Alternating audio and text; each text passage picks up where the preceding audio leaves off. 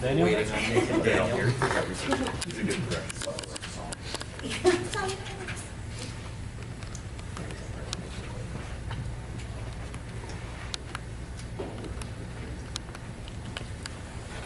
So we're going to tie everything that we have learned in the last few days into an elegant package where everything, all of a sudden, ta-da, will make sense and the light bulb will go off. Every single concept is going to fit into this. And you'll have little epiphanies that should go off in your mind where you see where different connection points are that you didn't see before. We said that we start with the why. Every company, every person has a particular mission that they stand for that eventually translates into the how, that then goes into the what, which is a sale, which also drives their particular funnel. Now for us, because our mission is to train up young adults and provide jobs and turn them into entrepreneurs, we know that there is a particular triangle, I wish this black was better, but oh well, and that is organized around the specialist. I'm not going to use this black one, I'm going to use the blue S Superman. And in order to be able to train up these young adults, because it's not a nonprofit and we're not taking donations and we're not a 501c3 or a business, it's funded by businesses like you guys that are paying for this, that are buying packages and courses. Because these guys are getting certifications to then implement the packages that are driven by these particular checklists. And therefore, we have a supply and a demand situation. And anyone that wants to be able to scale up their business realizes at some point they have to be able to delegate out. They have to be able to grow these different businesses or different products, or if you're an agency, you've got many clients, you need more and more people, more and more software, more process, more automation.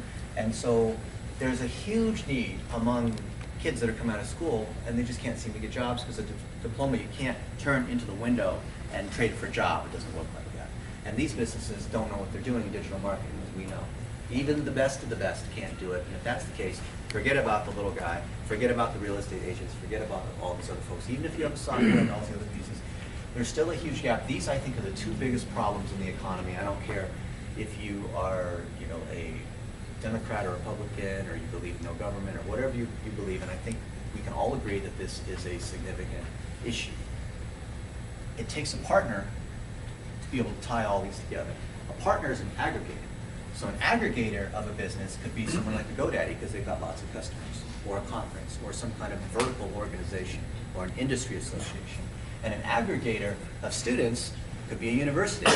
It could be the Boy Scouts. It could be any of these organizations. So there is power in this particular triangle, and for us, it's a why because when we bring these three together, the triangle is the most powerful shape in nature. When you think about the Trinity and three and numerology and other things that tie into that, there's no one else that's tying these three together. And that's what creates the network model. When we talked yesterday about the point of view of what Google and Facebook are doing, they're tying together advertisers and publishers, but they have the network view, which is what brings everything together. The way an Uber is able to work is they bring together supply and demand, and they create the environment that allows transactions to occur, that allows measurement, that allows a rating system and people to be able to advance and get paid and hopefully learn and earn and advance, although most of the micro gig economy, the shared economy, is based on the completion of a single repetitive task without the continued advancement into goals and sequences, which is why we're moving into eventually this goal system, right? A goal engine instead of a search engine or a people engine. So the algorithm for search gives way to the algorithm for people, and then the goal engine has to be built on top of the previous two algorithms because those layers support one another. So this is our mission because we see from an infrastructure layer, we have to bring these pieces together so that we have to be students ourselves, so that we have to be a business ourselves, so that we can learn, do, teach, and practice what we preach and show through direct example that we have authoritative examples based on the highest authority people, the highest authority content, and the highest authority places, right? So this is what defines the why for us, and probably for you as you scale out, because you're growing your business and you need more people. There's no getting around at some point getting more people, even though you can automate. We talked about the 6 phases of the social amplification engine, and there is the the how of how that's done, right? So we know that you've got goals, content, and targeting, and that's your strategy. Those are the ingredients that are necessary to drive success no matter what that business is trying to do. They need to have these three, and if they don't have those three, maybe someone else can gather them. Maybe some kind of certified partner can assist. But you still need goals, content, and targeting as that triad, because we know it's content that tells the story. It's content that helps people convert, that eventually leads people down a funnel. And that funnel is awareness, engagement, and conversion. Goals, content, and targeting against awareness, engagement, conversion creates a 3x3 grid. You want to make sure you have something in each box, because when you do, you have an evergreen funnel, you have a sequence that's actually channel independent, because strategy is channel independent, and your funnel is channel independent, and you can take that same logic layer of the customer experience, that metadata, and you could run the same traffic down any channel. I don't care if it's email or Facebook or apps or word of mouth or things you put on people's windshields. It's the same thing, because you're giving people the same consistent experience. Because wherever they are, you're tracking them, and then you're going cross-channel to deliver them the next thing based on an if-then sequence. If they did this, here's the next thing. If they watched episode 3, season 6, then episode 4, season, then they continue to go on, and that's how you build progressive power in a sequence instead of just the blog, day 1 blog, day 2 blog, tweet 1, tweet 2, tweet 3. If you look at most people that are communicating in a particular channel, they're just randomly producing volume, and it's volume instead of quality. There's nothing that ties together into a topic wheel, into anything that builds ongoing power. And because they don't have these components, they can't do any kind of tuning through metrics, analysis, and action. When you have the wheel that's turning, and you have something that has power against it, you can optimize it to generate more force, so that you have this kind of avalanche, right? So these are the 3 triangles that are of marketing, that create marketing power, that drive revenue. This is the engine of the entire system. These are the 3 key principles that drive the business owner level view that we talked about earlier, and not the mechanical view that we'll talk about down here. But we've discovered that when we bring young adults through a system, it's not that they don't readily grasp how do you set up Facebook ads or remarketing pixels or this kind of thing. It's more of what happens in the world of self-help, because people have fear. They feel like they're not being supported. They can't seem to get their act together, wake up in the morning. They can't organize their time. No one ever taught them about time management and how to set goals and how to prioritize between having a family and having a career and making sure you get enough sleep and working out and learning how to play the guitar, all these different kinds of things. So we've got 4 triangles already. There's 9 in total. And I know this isn't didn't make it very nice, but you can see there's another 4. So if you think about the tip of the iceberg and the things that are underneath it to be able to create support, what is necessary, as we've learned in training up young adults to be able to make them successful? Of course they need to understand the vision. Of course they need to learn the mechanics as it relates to the business owners of collecting the goals, content, and targeting, sticking them in the funnel, and being able to continue to tune, right? But that's not enough. And when we did this the first few years, our dropout rate was like 99%, because it really was. We've kept only a few people in that whole program. And I thought, what's wrong? Because we've got really smart people, well-meaning people, ethical people, like you see here, great people, but they drop out because they don't have the underlying infrastructure and mentorship. You could have the best training, but without the mentorship and the care, they're not going to succeed.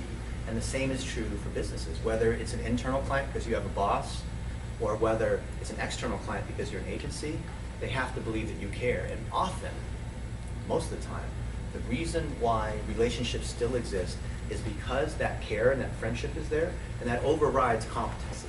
And if you know there's a case, let's say that you're hiring a babysitter to watch your girl while you're away, are you going to choose the girl that you know next door, you've seen her for years, or are you going to choose the one where this one babysitter has the best resume and has all like the best stuff, but you don't know her? Who are you going to choose? People always choose the people that they know, the people that they trust. And if they have to choose between really good performance and like okay relationship, or a good relationship and like mediocre performance, they always choose relationship. Every time they choose relationship. They do business based on people. So having the better software, having the better process, having the best like resume, and look at all the companies they've worked with, like that doesn't count. People do business with people because these are people that you work with, and if you work with somebody, you're spending more time with them than you do your wife. So if anything, you're gonna want to be picky about the people that you work with than the one that you marry, which sounds weird, but you spend more time with the people you go on 8 hours a day. You spend more time, or both, if you're lucky. You know, you gotta be careful about that one. So what are those components that we have discovered actually drive success? Because behind all the stuff that you see, behind the campaigns like you saw, like whether it's the cricket thing or selling software, Rosetta Stone language, like all of these, they all have this underlying process which you guys have not seen. It's like going to Disneyland and then behind the ride you see like all the other stuff that like the people aren't supposed to be able to see. This is what I want to talk about. The first one is personal efficiency. And that's how do you get stuff done. A lot of people know about David Allen, GTD, and we've simplified that into do, delegate, and delete. That's how you clear your inbox. I have 500 emails that come to me per day. I'm a machine when it comes to going through this stuff, right? Especially when we have to be here all day and then I got to go back at night to the hotel. Whenever something comes in, you do it, you delegate it, or delete it. You don't stick it in another folder. You don't put a tag on it. You don't put it till later. You can use Boomerang to do certain things. But that's how you handle everything once. I handle everything once. So I have a 10x efficiency over just about anybody else because I handle everything once. I don't skim. I don't just open email and just kind of scroll through and then star and unstar. That's sweeping stuff under the rug. I handle everything once. When it comes to me and there's something I want to read, I either read it or I don't. Because there's no time for tomorrow. When you put stuff off to tomorrow, I'm going to do that tomorrow. Now, you're going to be even busier tomorrow than you are today, right? That never happens. So when I read something, I give it my full attention, hit archive, and I never come back to it. And therefore, I can use Gmail operators. There's all kinds of stuff. We can teach a whole class on how to use Gmail search operators to be able to say, from name, has attachment, from 30 days ago, right? You can geek out on that. Same thing for search inside Basecamp. Same thing for search inside all the other tools that we use. If you have properly paid attention, then you can recall, and it sounds scary, you can recall almost anything you've ever touched, ever. Just by remembering what those key phrases or words are, and then you never need to spend all this time organizing all this crazy foldering and starring and all this like different inboxes. One inbox, do delegate or delete. Don't succumb to auto interruption, which is having notifications turned on and the thing just basically pops up. People love that kind of intermittent stimulation. It's like Christmas every day, right? It's like when they get a notification, they want to click on it. It's like they open a present because there's a surprise. That's huge, huge inefficiency. You need to have absolute focus. If you think about the cost of context switching, if you're doing something that requires brain power and you're constantly being interrupted, you're an airplane that is on the ground, you're trying to get to takeoff speed and trying to get liftoff, and you've got to climb for 20 minutes to get to cruise altitude at 40,000 feet. When you're at 40,000 feet, the jet is barely even, it's just sipping fuel. And you're going at 575 miles per hour, which is Super 80 or 737, right? At barely any energy at all. But the minute that phone rings, the minute that IM chat happens, the minute someone comes into your cube, you are smack down on the runway again. And you've got to circle back around, go through that, take off, 20 minutes, cruise altitude. So if you can stay in cruise altitude and you can manage your time and manage your interruptions, then you understand when you want to do things asynchronously, which means you can respond on your own time when it's most efficient to you, versus when it's an interruption where someone's like, because interruption, urgent and important are not the same thing. And a lot of people trade those two. That's how you anchor massive efficiency. I think most adults don't know this because they are used to and appreciate interruption, especially in an office environment because you want to escape. I work mostly in the evening because I'm not going to get interrupted in the evening. A lot of entrepreneurs do that, or they're super early in the morning because they know that 3-hour block of time where they're able to work is worth more than 2 or 3 days of stuff. Especially if you're on the East Coast. You can wake up at like 7 a.m. 5 hours of uninterrupted time. Yeah. At Yahoo, I would hide. I wasn't in my office. I would go hide in some other building because everyone knew that I sat in D3. They knew where my office was. And people couldn't find me. They get so mad. And I'd say, if it's an emergency, you know, text me or something and I'll reply. Do not call me unless it's an emergency. Because I need to value my time. I need to be able to get stuff done. Otherwise, you're jumping the line. How rude. You want to jump the line? How rude. Like, you think I'm sitting around not doing, oh, but it's just real quick, this one thing. That 1 minute interruption cost me 2 or 3 hours. Yeah. That is. And the more complex the task is, if you're a programmer and you've got all this stuff loaded up into your memory and you're trying to build something and then there's this one interruption, even for a minute, and you're trying to get back to where you just were, like, oh, wait a minute. So you can lose a whole day. You can blow a whole day doing that, right? The more complex the task is that you're trying to do. So if you teach people how to do delegate and delete, then you could do it. Like, here's something real quick. You could delegate it. Well, actually, the delete part is really archive, which is like, okay, I read it, or I need to forward something, or I just need to like say something to somebody just to make sure to keep the thing going because they're waiting for this other thing from someone else. And the delegate is, hey, I need help. I don't know how to do it. This is something that I know needs to be done, so I know I need to communicate. And if I don't communicate, then my boss or the customer or someone else has to come chase me. And that's a sucky thing. No one wants to be babysat. Like, hey, what happened to that thing? You know, let's do like, why didn't you say anything? Oh, but I was busy, or oh, I knew you had your inbox is so full, and I didn't want to interrupt you. Yeah, well now it's an emergency because you could have said something. Oh, I know, but my sister was getting married, and of course that's really important. I can't like not go to my sister's wedding. Yeah, but you could have said something ahead of time. You could have. There's other things you could have done versus wait till the last minute and then use our list of excuses. We even have a list of excuses that you can pick from if you're already late on something and you just like you're not creative enough. Because I've heard it for 20 years. I've already heard every single excuse. My grandmother died again. Right? Like, how many grandmothers do you have? Seriously, we had one guy. He tried. His grandmother died on me 3 times. I think it was Kyrie. I won't tell you his last name. So communicate, iterate, delegate. Because if you can communicate comes first. If you can communicate and be on top of the stuff, then your team members, then other people that are involved somehow, like the client or the boss, whatever, they don't have to chase you down and wonder what's going on. And this is the foundation of leadership, because leadership is always based on, the better the leader, the stronger their communication skills. Because they can pre-anticipate where the issues are going to be able to say what's going on, and iterate is to be able to take action. To do something real quick, to be able to take many shots on goal. And you keep shooting free throws, you shoot air balls, that's fine. Just keep shooting, that's okay. You keep cycling through, $1 a day. Now, that's the same kind of philosophy. I'm just iterating, I'm trying. Get up, keep trying. Delegate, I can't really quite figure this out, I need some help. So delegate's in here twice. Do, delegate, delete, communicate, iterate, delegate. These are the same thing. And the reason why is that delegation is the power that enables you to scale, like we talked about earlier, right? Repeatable excellence is the ability to achieve some kind of product. It could be a Tesla that's coming off the line. Every Tesla that comes off the line is of the same quality according to Six Sigma or what have you, right? A lot of people think that factory methods, Eli Whitney, Cotton Gin, is about low quality factory automatons, people that don't think, losing creativity, no room to actually do something interesting because you're just getting a cookie cutter thing. A Tesla is a cookie cutter object of high quality. The reason why McDonald's is the most popular restaurant in the world, right? If I were to ask each of you guys, what's your favorite restaurant? You say, oh, it's like such and such steakhouse that you went to last night. Oh, it's this hole-in-one taco place that I know in Austin, or whatever it is. You ask anybody their favorite restaurant, they'll name something that kind of displays their local knowledge, right?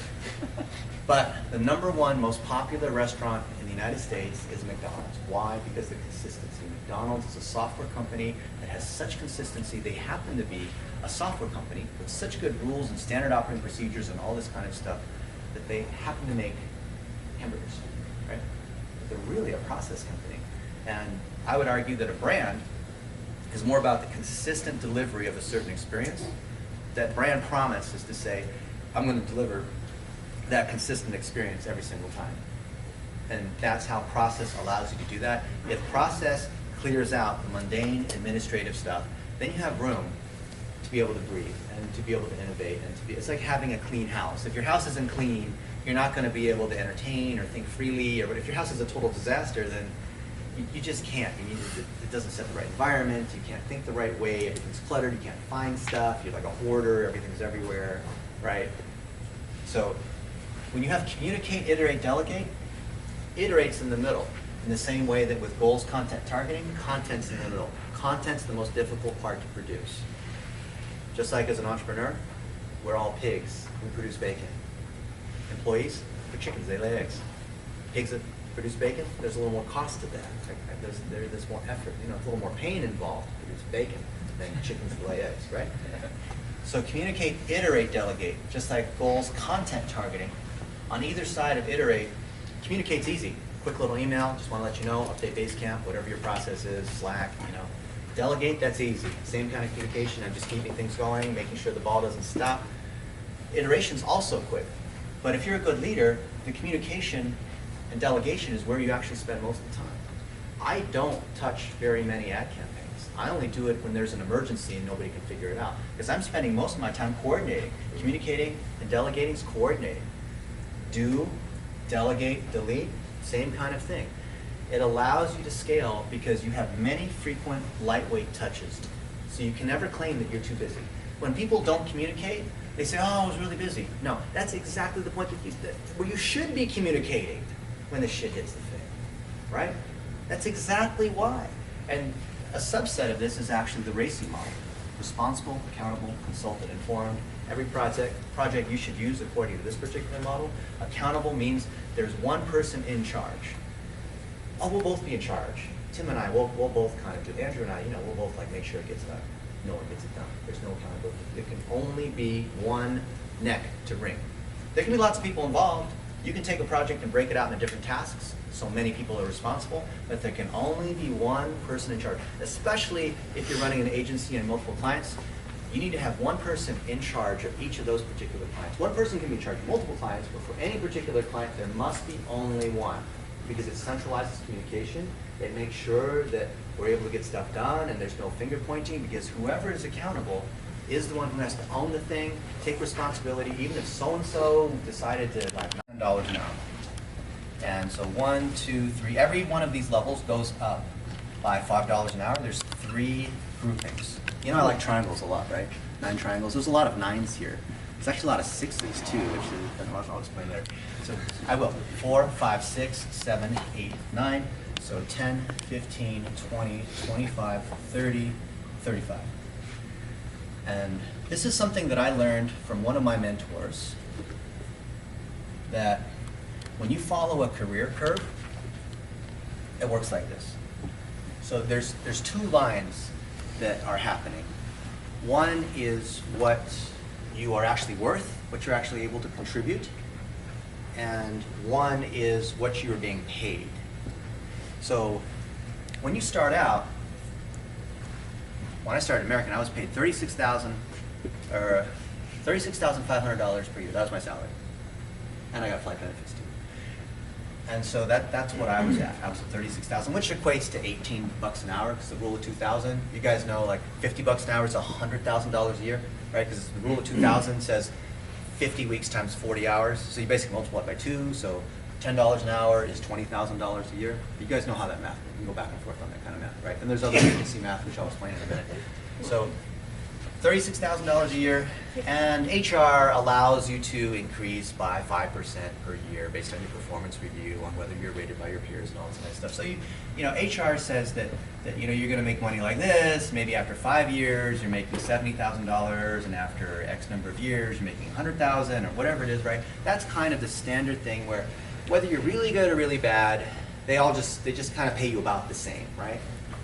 I don't know if you've been in a big company before, but it doesn't really matter. If you really suck, maybe you make $50,000. If you're really good, they pay you $70,000. And so that's why people change jobs, because the system doesn't account for the adjustment and the fact that people can improve. So this is what you're actually paid. Now, how about what you're actually worth? I would argue this. I'd be right, because I learned this from my mentor, and I've run this by other people many times. What you are actually worth is down here. You start out losing the company money, because they got to train you, they got to bring you to these things, other people. You don't realize the full cost of other, you know, the whole cost, you know, the cost of like losing an employee after you train them, because usually almost a full year's salary, because it's not just the cost of you paying them, it's the cost of everything else, the cost of distractions, the opportunity cost, the cost of projects getting screwed up or losing clients or other kinds of things. So you start off by losing money until at some point you hit that break even where you're actually being paid appropriately. The trouble with entitlement is these people will say, well, I'm only being paid $18 an hour, I'm only being paid 10 bucks an hour. Yeah, you're actually getting a $20 an hour education. You know, you paid money to go to school, didn't you? Right? Hey, Noah? And so the company is making an investment in you, whatever company, whether you're working a platform, if you're starting out, the company makes an investment in you. And they want to know, how long does it take to get to that payback point when the company is no longer losing money? Because even if they hit this point where they're not losing money in you, they still have to make it up over here. They have to still make up that loss. It's not like they're even here, right? They have to make up this loss here, so then they have to at least make it to this point here, right? And that's the trouble with education, is that the more stuff you need to know to be able to compete in a competitive technology, you must know more things to be able to operate in the real world, the less incentive employers have to invest in their staff, especially if people are just going to change jobs every 2 years, right? Imagine if we knew all these people would come into our program and 18 months later they'd leave. If we knew that that was the case, who the heck, I mean, why would we want to invest in these people? Because then we just keep losing money and losing money and losing money. Because up here, we're making money off of them. So our system says that if they're levels 1, 2, and 3, they're here, we're losing money. 4, 5, and 6, we're starting to get some of that back. 7, 8, and 9, now they're entrepreneurs because they've paid their dues.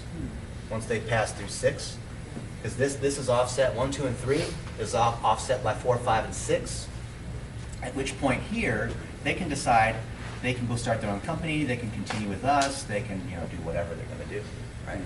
And so that's a fair trade in an apprenticeship model because it's economically fair. It's economically fair as it's always been in Europe for you learn under the blacksmith or you learn under whatever trade skilled person how to make a car, or how to do whatever, how to fix toilets, how to do whatever it is.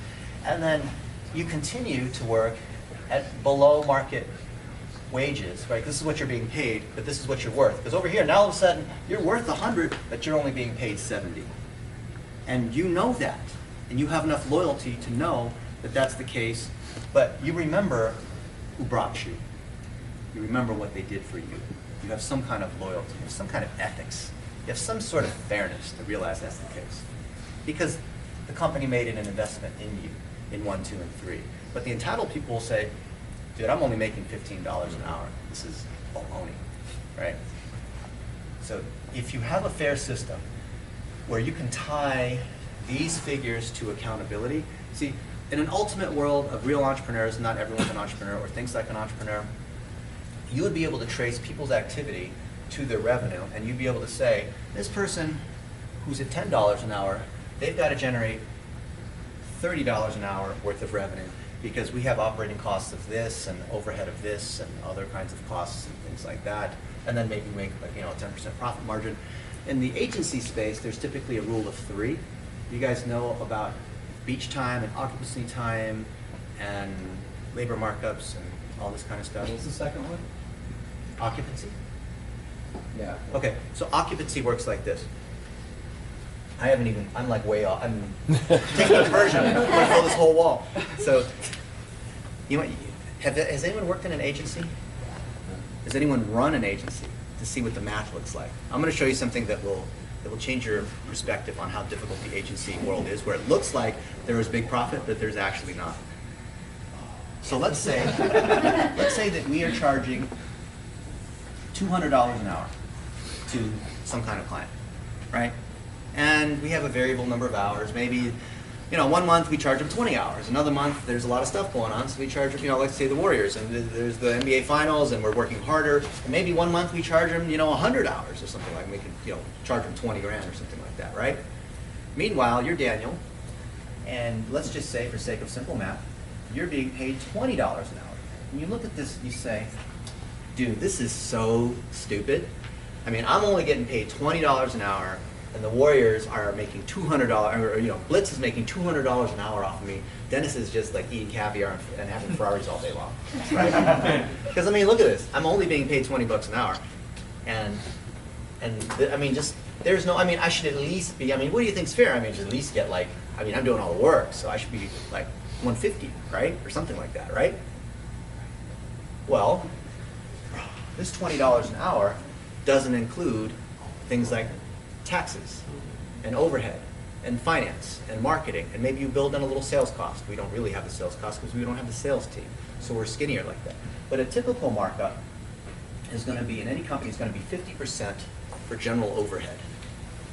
Because these people, whether they're W-2 or 1099, there's other taxes, there's professional insurance, there's systems, there's flying people out to events, there's paying for food, there's paying for all this other kind of stuff.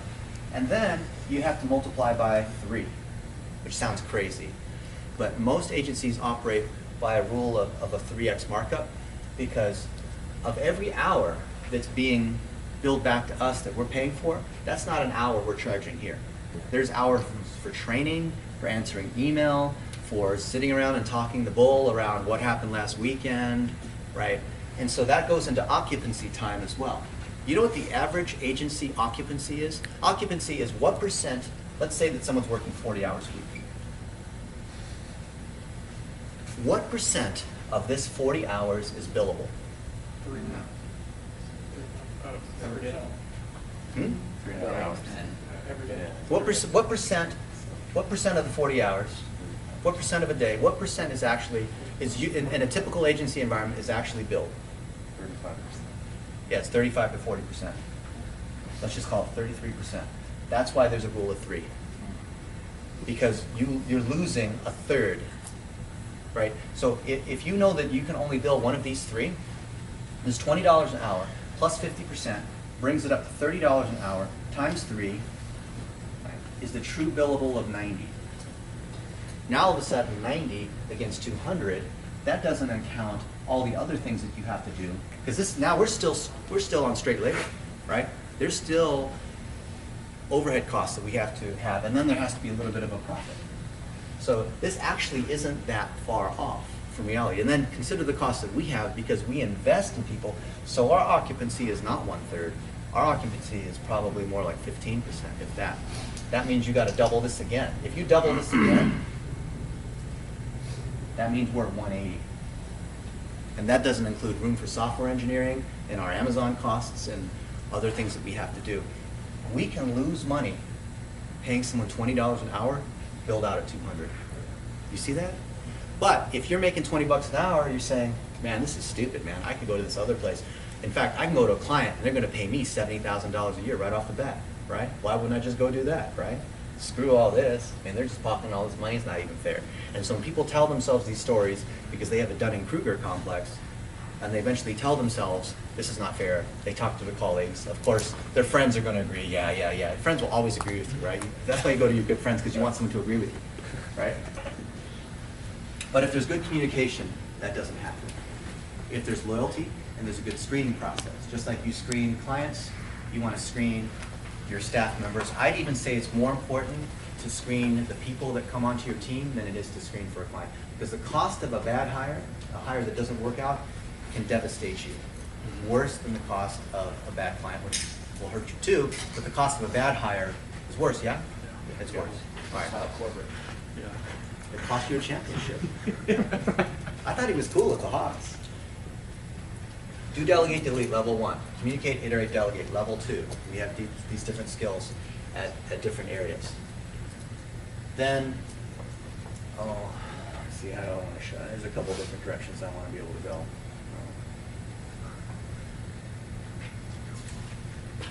If you believe in a mentorship model, if you believe that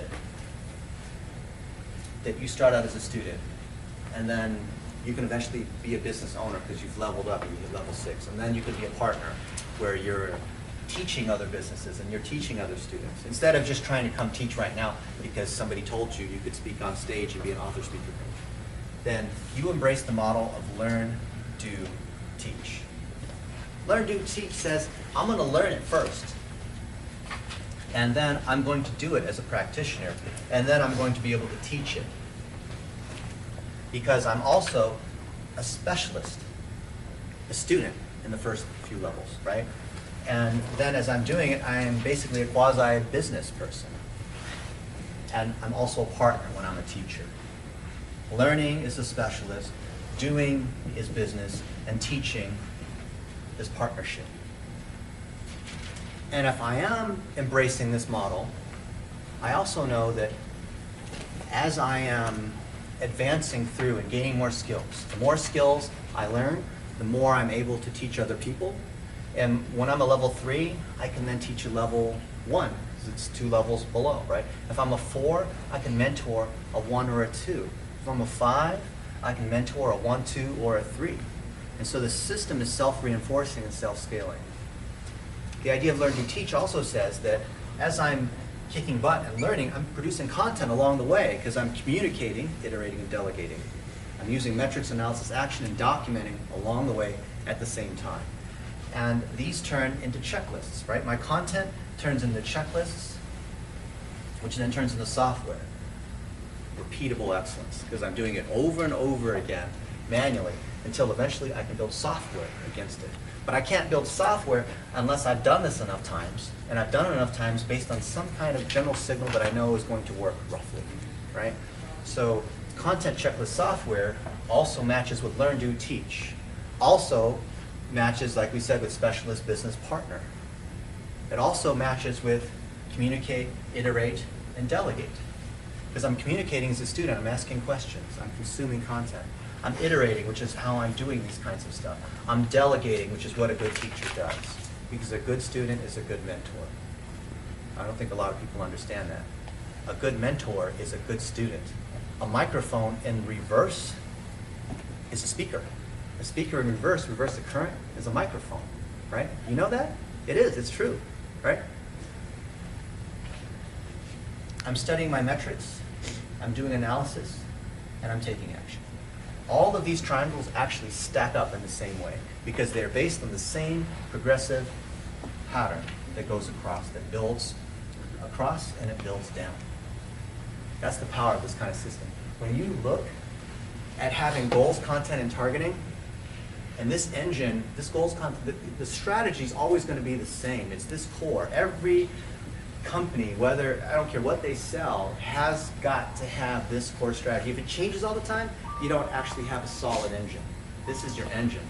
It flows through awareness, engagement, and conversion, right, which is the transmission, and metrics, analysis, action is more like the steering wheel and the brake because it helps you adjust along the way. It helps you amplify and build what you already have, what's already working. If you're a startup, you don't know your goals, content, and target. You think you know the customer, but you don't. The underlying client thinks they know the customer, but they don't. That's why OCPM is so important on Google and Facebook, to actually tell you what actually is working, what content actually is working. And so the content and targeting combinations create relevance. Relevance is governed by a goal. Any particular combination of content and targeting is an ad, or it's a message that's being sent, it's organic or paid, and the goal says yes or no. Do I kill it? Do I adjust it? Do I stack it? Or is it a unicorn kind of thing? Anytime I capture a share, because we know that word of mouth is really the key to marketing, and when your customers start to do the word of mouth for you, that's the power. And I'm then going to decide what I'm going to do next based on certain thresholds or the standards of excellence, right? Like Logan talks about. If I don't have this engine working well to be able to determine, right? If I've got goals, content, and targeting at each of these different phases that I'm sequencing together, then I've got a funnel. The combination of goals, content, and targeting and AEC creates that funnel. Every business, doesn't matter what they sell, has got to have these two things in combination, and the tuning of it is MAA. The minute I'm starting to tune and optimize, and I'm doing a retainer and there's some kind of monthly thing, then I'm into the mode where I've got people that are cranking through the gears. Do, delegate, delete, communicate, iterate, delegate, learn, do, teach. Anything that I'm doing, I'm actively trying to improve the system. I'm not only doing the work, but I understand that as a worker bee, I'm also teaching. I'm also improving the systems for everyone else to follow. And as I advance through these levels, there are other people that are going to learn to do it too, because that's how I reinforce my knowledge. Because I think I might know something, you know? As a student, I can pass a test, this multiple choice test, and I get an A. See, I know it. Well, it's another thing to actually be able to do it, right? I can answer a quiz on how do you throw a football with a spiral, but now I want to see you actually do it, right? And if you really do understand the golf swing, you really do understand how to tune heads, you really do understand how to do whatever it is, you can teach other people. Because other people are coming at it with different modes. People learn in different ways. Some people learn auditory, hands-on. Other people, they want to see you do it. Other people want to read the checklist. Other people, they want to feel that they've got an emotional connection with you as a coach, and then that gives them the encouragement necessary to be able to take it. There's all these different ways that people learn, because people are complex human beings. There's a way that you're going to learn, and you have to know your style, and you have to know their style, and what works for them. And if you're a teacher, you know it forwards, upside down, backwards, sideways. And I've done so much tutoring. I've been doing math tutoring for 30 years, believe it or not. I've found, especially during the last minute, the night before the final exam, where people are freaking out because they didn't study and they procrastinated. You know, their GPA is low, but their FPA is high, their fun point average. Sure, their fun point average is wrong. Imagine, right? They're in that last minute stressful situation. Daddy's going to get mad if I fail this test. All this, it's obviously their own fault. They don't take responsibility for that, but they'll pay me enough money like I'm going to overlook that. But I can't blame them anyway at the last minute because it doesn't help the situation. They've got that test tomorrow morning, you know, accounting 203 or whatever it is, and I've got to make sure that they can pass the exam. I have a near 100% success rate in teaching students at the last minute and helping them actually not get an A, but like just get a C. I just want to get a C, right? And the reason I've been able to do this in college is because I recognize that 90% of what it is when people come to you in an emergency situation, they're freaking out because there's that deadline. 90% of the time is just calming them down and helping them see that these things are actually not as difficult. So I got to memorize all these formulas. I got this whole paper to do. It's got to be 20 pages. Chill out for a minute, right? You're talking to somebody who, it's like you're being a 911 operator, and the first thing you got to do is stabilize them. Okay, hold on. Stop talking so fast. What's going on? Are you alive? Where are you? Right? That's the kind of stuff. And really, that's the case. And that's why the teacher's heart, the servant leader, is so key to drive success. I would argue, like, my knowledge of digital marketing is pretty good. But I don't really think it's anything super special.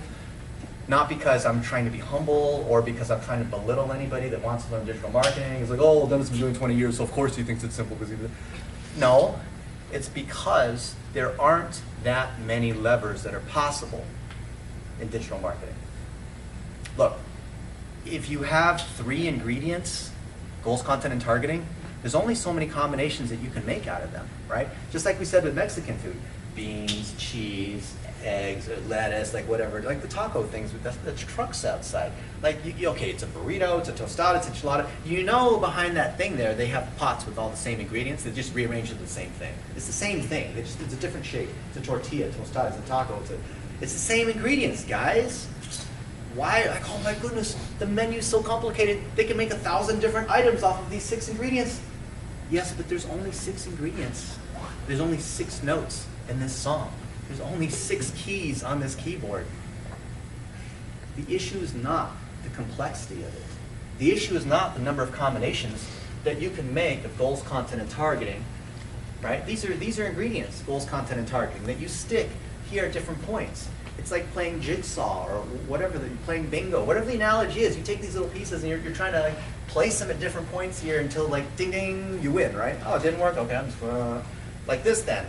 Okay, yeah, that works now, right? That's all we're doing. We're just taking these different pieces and putting them here and seeing if the jigsaw thing's going to work, right? It's not that hard if you can overcome this fear, this misconception, to undo the bad habits and the bad way of looking at things. If people don't look at things the right way, then they're just, you know, if you're an eagle and you're hanging out with pigeons and the other pigeons are like, hey, dude, you absolutely suck, dude. Your wings are getting in the way, and you can't seem to scurry through the sewers like we can, because you know your wings are just like that, and they're the wrong color too. All the rest of us are gray, and you're white, or whatever. It's your bald eagle. But you don't realize you can fly, and they can't, right? And that's how I view when you can find people that are amazing at level 1, and you bring them through this system. You're unlocking talent. See, a good mentor, a good teacher can see things that other people can't see. And thus, if you're a business owner, an entrepreneur, you have to be able to see things that other people can't see. And like the mark of an expert is, I can see that target on the other side of the room and I can hit it. You know, I can hit it, but the mark of a genius is I can hit a target other people don't even realize exists. And that's why if you've got mission, you're aiming for a target that other people don't even know, they don't even know it exists. And you're going towards something where other people are saying, dude, that's ridiculous, that's not gonna work, because this is the way we've always done it. It's not gonna work because you can't have these young adults actually pull off this kind of stuff. Look at all these professionals, they've all failed in trying to do this. And you're gonna bring a bunch of 17-year-olds into this program and think that they're gonna meet with success when all of these industry pros couldn't make it happen? You're damn right we are. I'm gonna show you, I love to root for the underdog, right? That's what this whole thing's all about. I find that's exciting. Like same process that goes through their minds or same ambitions, where that maybe doesn't benefit the same way that if you had different people with different, you know, talents and ambitions and satisfactions at their job might have. You know, if you have homogenous, you have a cult. And cult leads to blindness and the kind of thinking that you don't want. Because there is value in diversity, in different people's opinions, in a broad range of experience, and a system that's based on being able to handle any kind of situation that comes through versus only being able to handle like a particular 93 octane gasoline, and other than that, we can't do that. So let's look at the star of the workshop, Logan, right? He started in this program a year and a half ago. He's not an entrepreneur. He doesn't want to start his own business. He wants to have a solid job and be able to hang out with his dog twice a day and spend time with his family. His number one thing is his family.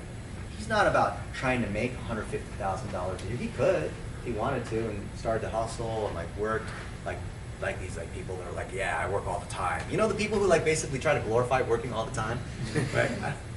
I fell for that too, you know, until I realized that these people are really just trying to justify the fact that they're not successful by having other people believe in that, right? Like, look at Logan. He is a good employee. He is an anchor because he cares about helping other people. And you see that knowledge and you see the value of that loyalty. There's a lot of people pissing on being a team player because they think that if you're LeBron James, you can just overcome everybody because of this whole superhero mentality, right? Because a superhero now wins because now I'm Gary Vaynerchuk and the damn company's named after me. This U International. No. You want people who are achievers. You want people who can get stuff done, who are not going to sit there and punch the clock and waste your time and play politics. You want people who are going to get it done, but ironically, you want people who are team players too.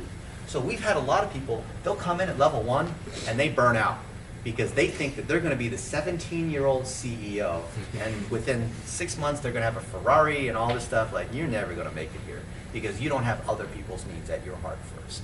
If you're a servant leader and you believe in this, ironically, you can get the job done because you have the knowledge. Like Logan has the knowledge necessary to actually mentor other people. If you're up here at level 7 like Logan, you can mentor anyone as 1 through 5. If someone comes to you as a 5 and you're their coach, you should be able to help them. You should have enough knowledge. You should have done enough of these things, gone through all that same stuff yourself, that you can help them and your knowledge doesn't go out. I can do everything here in every one of these levels myself. I have to maintain that knowledge. I work really hard. I spend more time in my own education than I do working, than I do any of these other things because I don't want to be a fraud. I don't want you guys to come here. I'm deathly afraid. I've been doing this for 20 years, like speaking and all this. I'm still afraid that one day I'm going to go to one of these conferences. We're flying to Dallas tomorrow. There's going to be a few hundred people on the keynote. I'm afraid someone in the audience is going to ask a question, and I'm like, oh, I don't know. I don't know. I've been exposed. I don't know the answer. You know? Uh-oh. Who am I going to ask? Right? But and so I've been doing this for 20 years, and it's never happened. It's like never happened to me in 20 years. I'm not trying to boast. I'm just telling you, it's not happened. Right? Or I'm afraid that all you guys are going to come to this workshop, and then at the end of day 3, you're going to say, oh man, that was stupid. Like, I can't believe I wasted 3 days here. I didn't learn a single thing. That was so obvious, everything that they were talking about, right? But that doesn't happen. And I think it's because if you have some healthy level of paranoia about making sure you keep your skills current, and you do it not because of your own ego or because of being embarrassed, because you care so much about the people that are on your team, that you want to see them succeed, and you put their needs ahead of yours, then you'll work extra hard, like Logan does, because you feel personally obligated as a coach for their success. And that's the difference between a coach and a boss, right? A boss is there to bust you, to catch you doing something wrong, right? And a coach is there to help you with your performance, to help you with your free throw shot, to help you. The coach is on your side. As a player, you know, me as a player, I go to the coach because I know the coach is not going to beat my ass. I mean, the coach may say, hey, you need to, you know, change your workout habits, you need to be sleeping more, but the coach is saying that out of love. The coach is saying it because they care about my improvement, not because the coach is like trying to negotiate my salary down, or the coach is like trying to antagonize with me, but the coach has my long-term view in mind, even though I don't necessarily understand why, right? But I trust that that's the case because of the other people, because of the care, and because there's a family environment that's governed by a system. I would argue if you don't have a system, a family environment is impossible. It's just not possible. I mean, you can love people as much as you want, but unless there's a system, you might as well just have amoebas all over the floor, right? You need to have some kind of structure. And that's based on learn, do, teach, which is the heart of this middle level. Learn, do, teach is how you develop other people. Learn, do, teach is how you create better content, and how the system is constantly improving itself. As more and more people go through the checklist, the system is, everyone's adding to these, everyone's refining it, everyone's trying to figure out better ways to do the things that we've talked about, right? Because when that's the case, you have content, checklist, and software. You're producing content along the way. The more content, the more experimenting you do, the more testing you do, the more content you're generating that turns into checklists. Checklists are sequences of 1, 2, 3, 4, 5. This is how I bake a cake. And when you're able to do that, that creates requirements for me as a CTO to be able to automate something. But you can't automate something unless you've done it enough times that tells you kind of what the rules are. You can't just write software requirements in a vacuum. You guys know that. That's why you took on some customers initially, to see how things work, right? And that's why we operate in an agency way. Part of our company is an agency. Part of our company sells courses, and part of our company creates software. And these three all work together in that triangle format, this triad, because the execution of these checklists is how we generate revenue from the client side. We make a little bit of money, a few $100 a day selling courses, you know, whatever. It's obviously not going to pay our expenses. And long term, we're building software that is going to be free for everybody to be able to learn, to be able to go through the kind of experience that we have here, so they can learn online, so they can go through these exercises. Because if you put this software out here, the incremental cost of having another user is like Gmail. Incremental cost of having another user is 0, because then we're able to satisfy our true mission of reaching as many specialists as possible, to have the closest experience as possible of learning here, and then when they come into the system, they have to qualify, and they're assigned a mentor and a coach to be able to learn. And that's the apprenticeship model that just doesn't exist, because the private sector doesn't work with the school system. I know, you know, Tim's got all these ideas about how this thing and what things are broken, but I believe that there's a way to do it without antagonizing the education system, right? I don't think you throw, it's a baby the bath. I think the value proposition is not in line, but I think there's still some good there. I don't think you just discard the whole thing, right? So content checklist software is how you systematize, how you build systems, how you're able to bootstrap and pay for the things that you're doing. So if you're an agency and it's just you and a couple clients, you're trying to build a lighthouse. You're trying to build a repeatable practice around one ideal client, like the real estate agent, who's searching thousands of them over and over and over, the same thing. You've got to be able to systematize. This is how you build branding, but you've got to build people too. You can't do one with the other. There's left brain and there's right brain. There's people's heart and their soul. There's, you know, mathematicians and their artists. There's both. People have both sides. They have to be fed on both sides. They have to feel, connection at both levels. And thus, when people hit level 6 in our system, and they have the skills that are necessary to be able to progress and then if they want to exit and run their own business, then what are the components of business? Marketing, operations, and finance.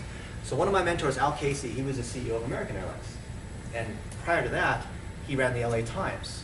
And prior to that, he ran the Resolution Trust Corporation, which was, I think, one of the largest corporations on the planet because it was the whole SNL crisis and the bank loans. And he was also the Postmaster General. He had 1 million employees. He had more employees than any other organization on the planet. Can you imagine having 1 million employees, all those people driving around delivering mail? And I'd walk into his office and I'd say, so Al, how did you decide to raise the price of the stamp from 27 cents to 28 cents? Like, how did you decide that? And how did you decide like what's important? Weren't you afraid of, like the internet making the post office irrelevant? Weren't you like, how do you know what the different issues are? Like, how do you decide how many mailmen you need to hire? Like you're running this gigantic thing with 1 million employees. How do you decide?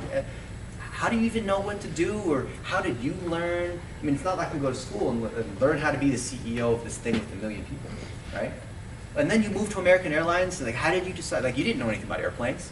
So how did you know like what the issues were, and fuel hedging, and pilots that go on strike, and planes that blow up, and all these random things that happen with running an airline, which is a complex organization. So how did you know? Because before that, you ran the LA Times. And the LA Times is a newspaper with a magazine and a TV show, and printing presses that like crank out lots of things on paper every day to try to deliver it. Like, how did you bridge every one of these different companies that by itself would be a career, right? You have to agree, like that's pretty impressive. Like any one of those things, that's pretty impressive. And this one dude basically did all these things, and he didn't just job hop, he did them successfully. He revolutionized each of these industries. And he told me this. He said, Dennis, I don't care what the industry is. He's dead now. It's a shame, but there's all these conversations that just he and I had, and I'm the only one who remembers now, which is sort of like a weight, because he's not going to share it now. He's dead. So I have to share it. So You have to write a book. I need to at some point. Give it out for free. Yeah, give it out for free. We're going to stick it in the system here. Yeah. Put it on Amazon. That's right. Get an ISBN, run it through CreateSpace, that whole thing. So he told me that every business he's been a part of has 4 functions. He said that there is marketing and sales, which is generating the demand and getting people to buy whatever it is you're trying to get them to buy. Whatever you want to call it, marketing and sales is one function, right? Then there is the production and delivery of that item.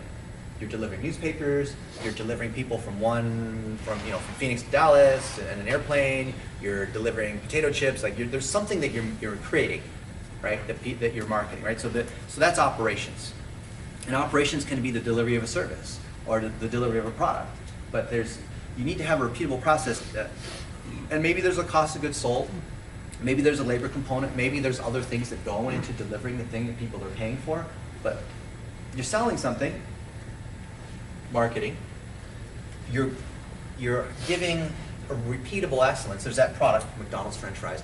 And whatever McDonald's they go into, they're getting those French fries reliably. They're hot and crispy and delicious. Like no matter what, teenagers paying attention or not, they're still consistent, right? There's consistency in these kinds of operations. And there's finance, which is collecting the money and deciding are we making money or not, and accounting, which is making sure the books are good, and finance, which is forward-looking, and accounting is backward-looking. I actually have a degree in finance, believe it or not, undergrad finance. So marketing, operations, finance, those are the 3 components of every single company. He taught me, he walked through every one of these companies, and he taught me that those 3 components are there. And there's a 4th component, which I intentionally don't list, and it's called CW. And it's called corporate wastebasket. So HR, legal, janitorial, insurance, like things that you legally have to have, right? But you just like have to have, but they're not like critical core comp. You outsource those things. Yeah, I mean, unless you're like Apple and you're trying to like play this game of not paying taxes, right? The double Dutch and like, having an office in Nevada that no one's actually there, so you don't pay taxes, right? No state tax. So corporate wastebasket is kind of like everything else. It's primarily like HR and legal, things like that. But the core in a company is marketing, operations, and finance, and that rounds this whole thing out. These are the 9 triangles. They fit together to say that there's a why, and that mission translates down into mechanically how you're able to execute. if you're going to be able to execute, there's the machinery that generates the money, there has to be an underlying level of detail below, like we talked about, where there's documents and there's processes that actually enforce the promise that you make up here. So for us, it's the strategy assessment and the success tracker and all the elements in the content library and how we organize. Everything we do is driven by a checklist. Even running events like this, we have a checklist. We have a checklist for what we do before, during, and after meetings. We have a checklist on how we collect content. We have a checklist on how we do personal branding. We have a checklist on how we create checklists. We call that the course builder, right? And we're teaching other people how to build courses so they can systematize their business. Because if you can't systematize your business, I would argue you're not going to make it to the next stage of marketing, which is teaching. Because everything's moving, advertising to marketing to teaching, like we talked about. And if you're teaching, I would say, how are your students doing? How are you progressing? How well are you publishing the things that you know? Oh, I'm so busy, you know, I'll write a blog post once in a while. Oh, I don't have time to do the 1-minute videos. Yes, you do, right? Or maybe you don't know enough and you're just afraid to admit that you haven't really, you've been so busy hamster on the wheel that you've not really given thought into these strategic issues. And people say, oh, well, I want to be more strategic. Well, what the hell does that mean? It means I've got strategic. You know the difference between strategic and tactical, right? Explain, please. Tactical is what I'm doing right now. Tactical is, oh, this thing changed, I need to react to this, right? And here's another one. And then I'm gonna segue into something that probably amazing. So you guys have known, like, you know, 7 habits, highly effective people, stuff, you know, that whole thing. So there's things that are important and things that are not important, right? And there's things that are urgent and things that are not urgent. So things that are not urgent and not important, well, that's stupid. Why would you do that? That's like taking lint off your couch. Why would you do that? And there are things that are important and urgent. So obviously you're going to do that. I mean, you're about to get a heart attack. You know, something's going on. Your son is sick. There's someone's breaking into your house. There's something important and urgent. It's in your face. You have to take care of it. And that leaves 2 questions. There are things that are not important and urgent, and things that are important and not urgent. So these 2 are decided for you. So have you heard? Who's heard this before? A couple people. So you have to decide between these 2 boxes how you allocate your time. Guess where most people allocate their time? Urgent. Not important. Not Urgent. important. Yeah. They do things that are urgent, like the phone's ringing. Oh, hey, someone's in your queue. Hey, I got this good question for you. Just a minute. And the reason why is because they don't understand do, delegate, delete. They don't protect their time. You make yourself available only during certain. If you don't protect your time, you subject yourself to the mosquitoes biting you alive. Mm-hmm. If you understand that certain things can be asynchronous, that you can get back to it later, that you don't have to check your email every 3 minutes and auto-interrupt, that you don't have to waste an hour opening all these tabs and, because people get in this YouTube hell, right? They watch this video, and then there's a video, and then pretty soon they watch 2 hours. Right? So mean. That's an auto-interrupt. Right? You can tell whether someone's an auto-interrupt by how many tabs they have open in Chrome. Right? Sure. You're guilty. No, right? I got you. First hour for BlitzMetrics. So the question is, so we know those things that are important and not urgent, like what kinds of things fit in this bucket? Things that are important but not urgent. What things live in this box? Making your course. Yeah, making your course. Anything with long-term revenue, that idea that you want to be able to execute, working out. Okay, I can get away with not working out today, but if I don't do that for 5 years, I'm going to look like this, right? So, I don't want like Wes to say something. Show him his mouth. Say, where you going? That in order to shift, like, so we can agree conceptually this is the case, but then how do we force ourselves to focus here, even though it's so easy to swirl over there, right? How do we do that? Like, yes, conceptually, but how do we do that? And the answer to that is you've got to have a long and short-term matrix. And this is one thing that we do for all specialists that enter our system. We have a 3x3 grid. I like 3s. I like 9s a lot. There's lots of 3s and 9s here. Notice this? We can go into the numerology behind this if you want a little bit later. So there Thank you. I appreciate is that. personal, professional, and physical goals that you have. And they're short, medium, and long. And so what you do is you fill this out and you put something in each of these boxes. Every month you update this. You sign it at the bottom, you put your date, and you share it, you print it. You tell other people to create accountability, because the number one predictor of success when people set goals is whether they share them or not. You know this, you've seen these studies, right? Harvard had a study where they looked at people who were presented with the oh shit moment, right? Because a doctor comes up to you and says, hey Jeremy, if you don't stop smoking now, you're gonna be dead in 2 months, right? And so that's called the oh shit moment. And they're looking at whether people make that change and survive, or whether they don't make the change and they die.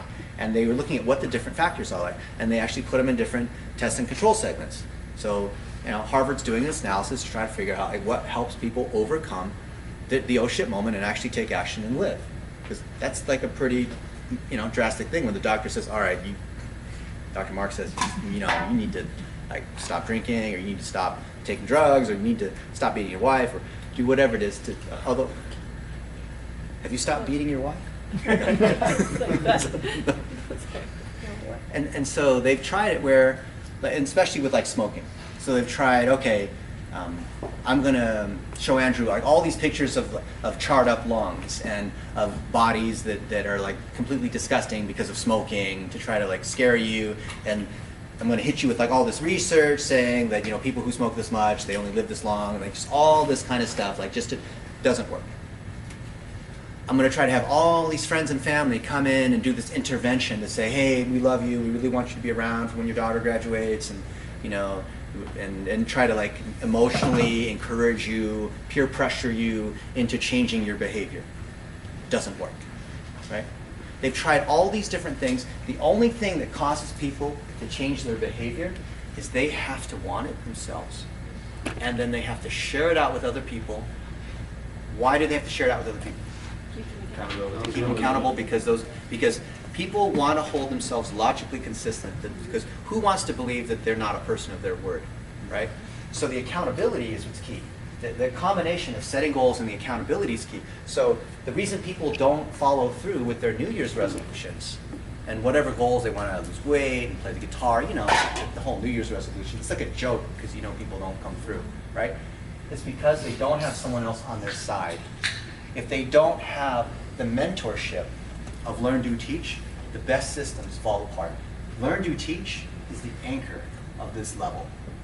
The anchor of the how level is AEC, because AEC is the structure that ties everything together on the, you know, on the process level and on the business level, but on the human, emotional, bottom of the iceberg, where like 90% of the ice is, but you don't see it, is how people feel.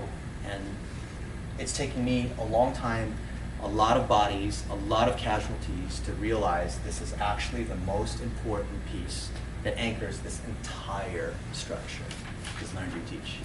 And it has nothing to do with your knowledge of internet marketing.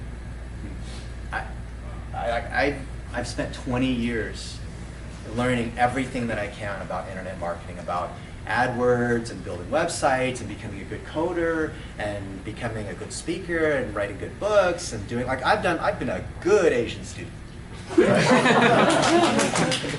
That's right. I used to blow these kids. I would take the math test, I'd finish it really quickly, and I'd walk out so everyone could see. Like 30 minutes in, there's still like an hour and a half left, right? I missed 2 questions on the SAT. I had a perfect math. And I loved doing that. And I wanted people to see me walk. I thought if I could just, because I was like, screw all you white people. I'm going to show you, you know, you're going to make fun of me and my bad clothes, and I don't speak English until I didn't speak English until I was 7, right? My first words were not your first words. I went to the principal's office a lot because these kids would make fun of me. they would tell me, hey, you know, if you're really friends with somebody, Robin, what you say is this. You say this to them. And I didn't know. Like, so then I was like cynical. I didn't trust anybody because I was afraid that like I don't like, is that actually true, or are you just like trying to make fun of me? Because now there's this thing where everyone wants to like have a chance to try to like make Dennis get in trouble, right? Kids are so mean, right? So my way of getting back at these people was to say, okay, you're going to make fun of me. I'm not an athlete, and you're not going to pick me at recess to play on your team, and you know, because then you pick captains, and the captains pick other people, and then I never get picked at the end, right? I never got picked. It's really sad. I felt so bad. But my way is like, you know what? I'm going to get you. I'm going to blow you out on all the tests. You're going to treat me this way. I'm going to get you. I represented California in the National Spelling Bee in 1988. Flew out to Washington, D.C. I spent hours a day studying the unabridged dictionary. I even spent an hour a day in the bathroom while I was studying that dictionary. And I studied that dictionary, and I studied that dictionary, and made it to the semifinals, right? In the National Spelling Bee in D.C. And this is like my way of, and I competed in math contests. I went to math counts. I flew around in math competitions, multiplying large numbers. I can show you tricks like process of nines. I can show you tricks on how to multiply numbers. I'll just show you one just for fun. Right? So let's take a number 35, and you want to square it. What's the answer? Calculate. No. 35 squared. It's 1225. Yeah, it's almost Let's there. take Oh, so 55 close. squared. How do I get, what's the answer of 55 squared? 27.5. 27.5. It's 3025. So what you do, and so you memorize hundreds of tricks. So what you do is you take this number 3, and you multiply it by the next number up 4. It's 1225. 5 times the next number up 6, 30, 25. Right? Sure. So when you I feel like as a white person I'm being picked on right now. I know how this works. Okay? report, we take When you go in deep, Yeah. the white people's mind just shut off. They just look at you like they understood it. Yeah, sure, whatever. And then Here, that was I'll it. tell you another one. Here. 1/7. Actually, let's do another one. 1/3. What's 1/3 as a decimal? 0.3 repeating. 0.3333 repeating 3. Right? What is 2/3? 666 repeating. Right? 1/7. 0.07? Or no, 0.17. 14287 repeat. 142857, 142857, 142857. Let's take 2 7s. What's that? 0.18. Double that. 2857. 285714. Repeat. What's 3 7s? 5728. Say this top Or three again. 571428. 428571. Repeat. What's 4 7s? 577142.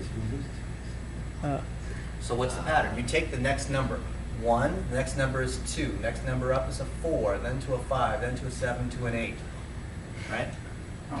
That's how you can tell. Oh, that's it? Yeah, that's it. I can't even understand your explanations of the problem. I memorized pi. I can't even understand your answer. So this is the No, I just want to validate that answer that way. It's I'm not Asian, it's not special thing. So this is the code that's hidden in invisible ink in the Declaration of Independence. Nicolas Cage will tell you all about it. All right, so let's take 1/3 for example. So let's say that we have a game, and you know the game where you're it's between the wall's in front of you, and you walk halfway towards the distance of the wall, and you stop, and then you continue to walk halfway closer to the wall, and then you cut that distance in half again to the wall. Do you ever reach the wall? No? Why not? But because there's always a little bit more, right? But what about at infinity? In infinity, do you hit the wall?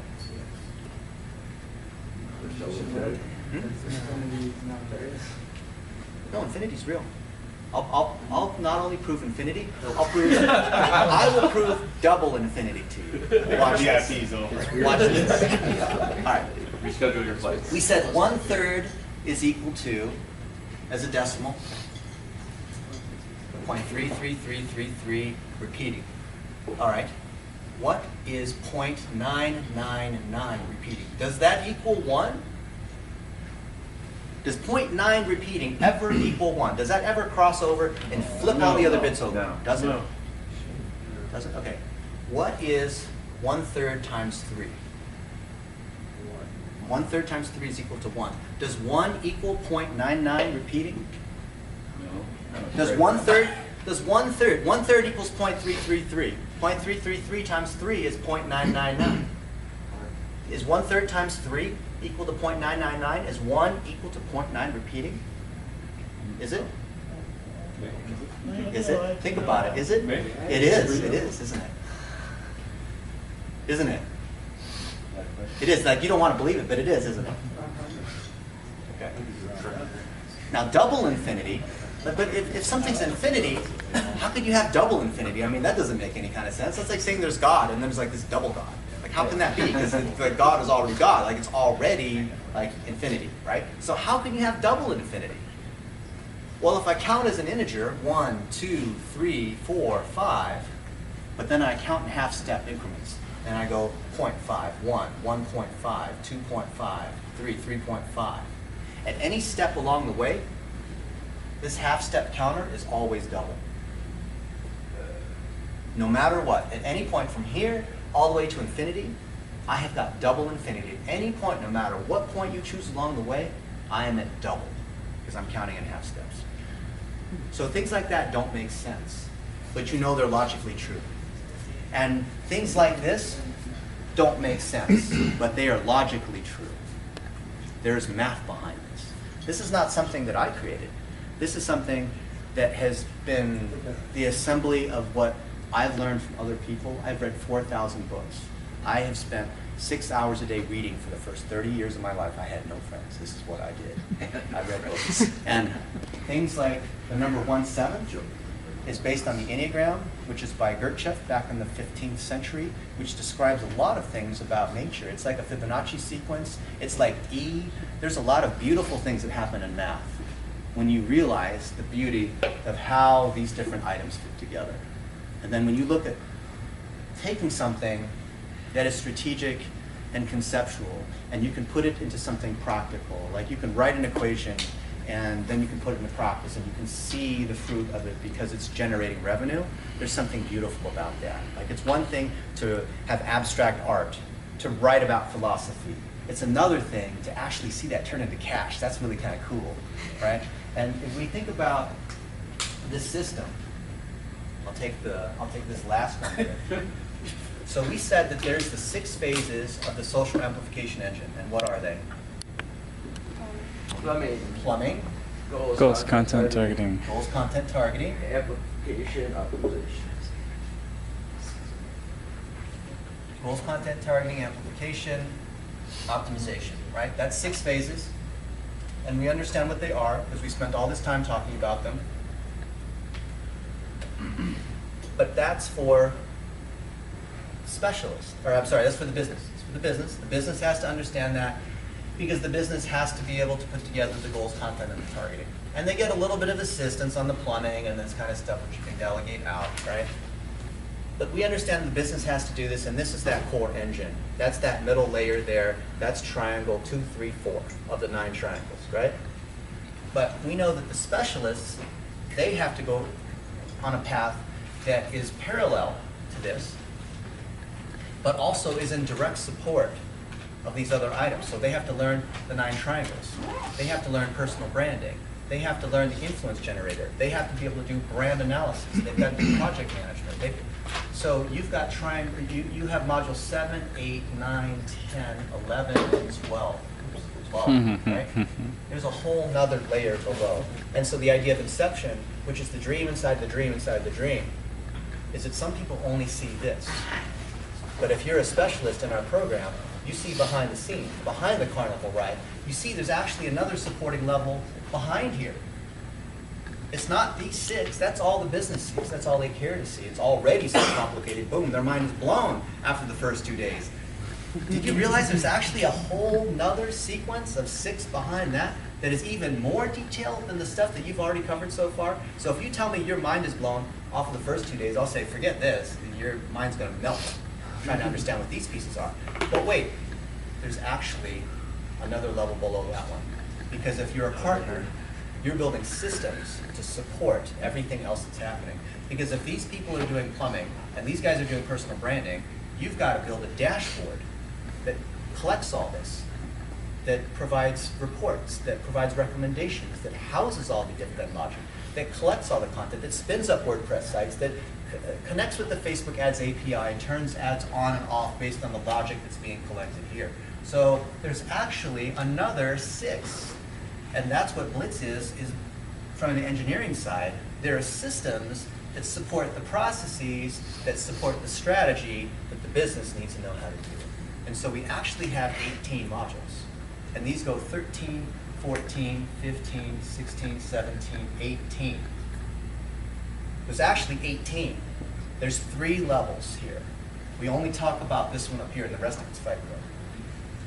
And part of the reason we don't mention it is that there are 6 phases for businesses, there's 6 phases for specialists, and there's 6 phases for partners. We should have Jordan come in here and do a magic trick at this point. So when you have alignment between your strategy and your tactics, you have integrity. And you have something that you can believe in that is not just, you know, you make a lot of money suing people and then you donate 5% of your profit just so you can feel good about it. Right? That's what a lot of people do. It becomes, there's no difference. Like what you do is core to what you believe in. And this whole like, oh, practice or like follow your passion and all of these things will happen to you by those motivational speakers that themselves actually have the highest rate of suicide if you actually do that. No, seriously, like the pastor's son is, like if you look at the statistics of preacher children, like they go to jail so often, it's ridiculous, right? Or the children of psychologists, oh man, so bad. They are so screwed up in the head. They are, like you, it's like whatever, screw those guys. And so if each of us can figure out for our businesses and our mission and what matters to us, how we can build this triad of our why. Like you can give a why video on, oh, I hit rock bottom, I was going to commit suicide. Now Lamborghinis everywhere, right? Look, I have a bookcase back here in my garage. But I would argue the test of whether your why video is legit and has depth to it is whether you are bringing these 3 groups together. If you can't bring these 3 groups together, I would argue you don't have a system and there's no process. Because if you truly believe in something and you have a particular kind of goal, you have to have this triangle of learn, do, teach. If learn, do, teach isn't there to create mentorship, then you're just selling ebooks and speaking on stage and there's no scalability, there's no repeatability, there's no way to give back, there's no way that other people can taste the result that you are promising is possible. Then they have to come to your mastermind or buy your ebook, and then they just continue to get disappointed, like every other weight loss program that they continue to buy, right? All these people, they just keep buying these things. I don't know why they do it. They just do it. My mom's one of those. Those things they advertise on TV, like the thigh clapper thing, or the shake weight. Like she falls for all that stuff, right? The shake weight. I thought that was a joke. That's actually a thing. Did you know that? Right, stop laughing. But if you have one, you have one. He knows. That's right. Trying to blame it on me. Living the gizmo life. Yeah. Don't hide behind me. I'm going to protect you. I think his left forearm is the strongest. There's always one that's bigger. Much bigger than the other one. The ladies in the room. Learn, do, teach anchors this, and if you don't systematize your processes and content checklist software, this whole pyramid crumbles. Some people call it like a pyramid scheme. They call it like MLM or something like that, and it's not because there's no downline. There is no referral bonus. We intentionally don't do that because people in our program, we want any kind of referral to be because you're really friends and you really believe in this kind of thing and you really have gotten something good out of it. So when you think about what we've covered with all this Facebook ads and Google ads and the future of digital and the 4 horsemen and these other components, every one of these principles of whether it's you know, MAA or the funnel or goals, content, and targeting, learn, do, teach, or how you execute here, all fits into this 9 triangles framework. That's what we stand for. Is there incentive during that 1 through 6 stages that where if they perform well, that you throw a bonus or whatever to add Anyone want to gasoline? explain that, or do you want me to explain that? We have spot bonuses where, so we have a team lead, right? And each person, each specialist has a leader, a team lead that they. Okay, so there's one mentor assigned to each individual as they move into this process.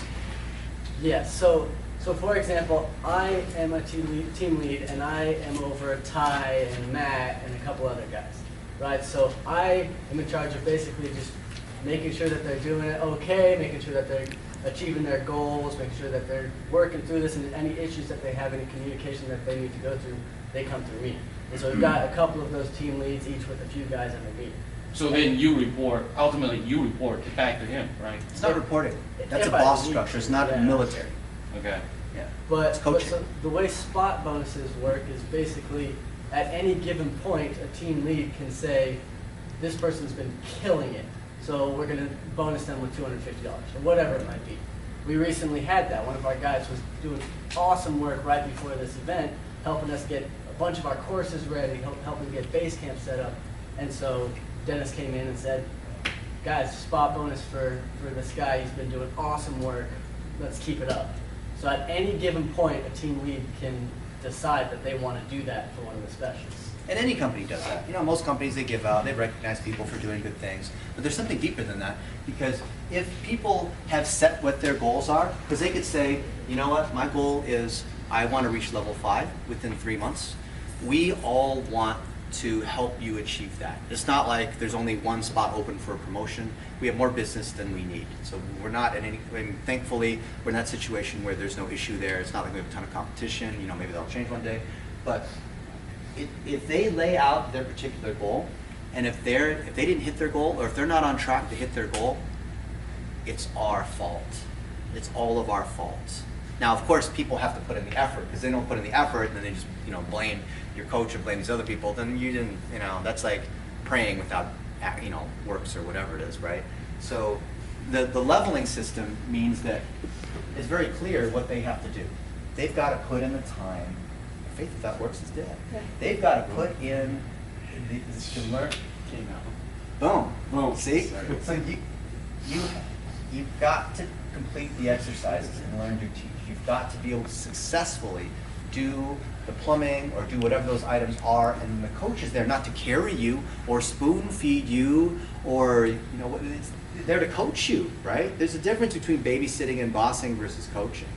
We don't want to do, this is not, you know, primary, whatever, with like, we have cribs everywhere, you know, like infant stuff. Like, no, this is not a preschool.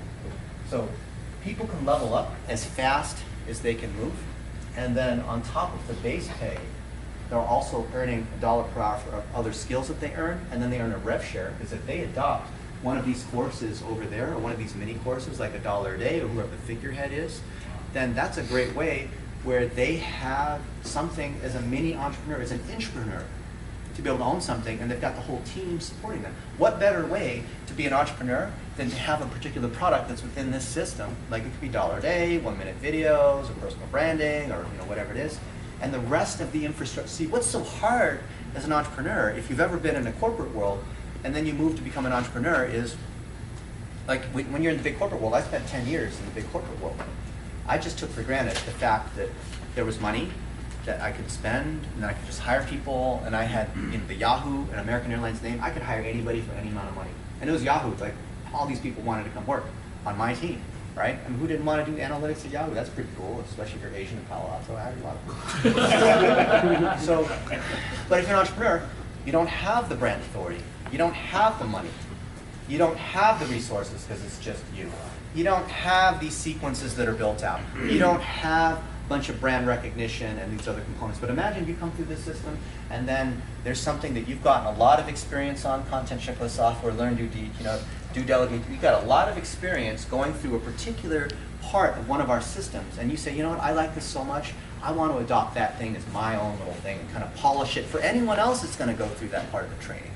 Great, own it, publish it as a mini course, publish it at, sell it at $7 or $30 or whatever it is, and we'll give you half the profit. We'll even fund the ad spend on it. Now you're an entrepreneur, and you're making money through this system. Once you reach level 6, you understand what are the components of a business of marketing, operations, and finance, and you start to see here's where the money actually fits, so you don't become entitled. See, a lot of the people, the majority of the people out there, they say, I'm not being paid enough. Based on what? You don't even know what the rest of the company does. Well, so-and-so makes more money than me, and I work harder than them because they're lazy. Okay, yeah, they're probably a waste of money too, but that doesn't mean that you're just They don't know. Until you understand the full operations of a business and how marketing, operations, and finance work together, you have no say on what should be paid what, or compensated, or is worth whatever. Like, people would complain about how much tickets cost for the airline, and they'd say, oh, I got ripped off, the airlines are making all this money, I can't believe I'm paying $300 for a trip from Dallas to Austin, it's only a 37-minute flight, what a ripoff. You have no idea how many things are going into that, because that plane's got to be repositioned, because it's only half empty, it's actually needed for that flight from Dallas to LA later, or because of all, like, you have no idea, that you don't know what it actually costs. What does it cost for a revenue seat mile? People don't know. What's it cost on fuel and depreciation? A brand new 777 is $250 million. I took delivery of our first 777 in American Airlines, right, in Renton at Boeing, because I went to the guy who bought all the airplanes, so it was me and him and a couple other people. We took delivery of the first 777 that American Airlines had. Really cool. I didn't realize that thing cost $250 million. And then think about how many seats you have to be able to sell to make up the depreciation and amortization on a 40-year aircraft life cycle, airframe life cycle, right? There's a lot of math, there's a lot of things that people don't realize that goes into running a business. A lot of headaches that describe the lonely journey of an entrepreneur that other people just don't know, right? But if you can bring people through a leveling system, where level 1, they learn how to generate reports and they get their act together through do, delegate, delete, and they use Basecamp and Gmail and get organized. Level 2, they're able to build ads and do some quick optimization and communicate and learn how RACI works as part of communicate, iterate, and delegate. Level 3, they learn MAA because they're able to optimize and turn things on and off and show that they're able to generate a profit so they can become a team lead at level 4. And level 4, they're able to help other people grow because that's when they have level 1 and level 2, and they're able to teach other people and be able to do things in content checklists and software and build courses until level 5. They can actually be a team manager. Right, to manage people and hire and fire and award bonuses and not just be a team lead, but be able to see how other people work together to develop a whole process and manage things like enterprise clients. To level 6, you understand the finance side of how much we charge for different things and how people are hiring and firing, and you have managers and managers of managers at a conference and be able to close deals. And level 7, to be a figurehead, to own a particular vertical. This thing goes on and on, right? These skills all build upon one another. But until you realize that, you have ignorance. And then you think that you can be a CEO at 18. I was wondering how you stepped up through the levels, what the qualifications were, what you set on that. Yeah, it's all set out. Checklist. See? It took me an hour to say that. All right, what do you guys think? Awesome.